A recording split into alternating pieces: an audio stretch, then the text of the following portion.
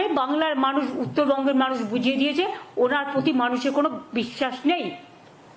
একসময় নিজেকে চালা বলে দাবি করে ঘুরে বেড়াতেন, দ্বিতীয়বার বললেন পাহারাদার, এখন আবার বলছেন সিঁদুর বেচবেন। সিঁদুর এভাবে বেচা যায় না। সিঁদুরটা মা বোনেদের আত্মসম্মান, ইজ্জত। বাংলার মা বোনেরা যে আত্মসম্মান নিয়ে বাঁচেন, ইউপিতে হয়, বিহারে হয়, আসামে হয়, গুজরাটে হয়, মধ্যপ্রদেশে হয়। লজ্জা করে না বলতে? উত্তরপ্রদেশের রাস্তার মধ্যে ব্লু ফিল্ম চলছে, যেন গাড়ির মধ্যে।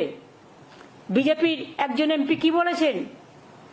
যে মহিলাদেরই উচিত ছিল সন্ত্রাসবাদীদের দমন করা, মহিলারা করতে পারেনি, তারা ইজ্জত নষ্ট করেছে বা এই ধরনের কিছু একটা বলেছে, সম্মান নষ্ট করেছে।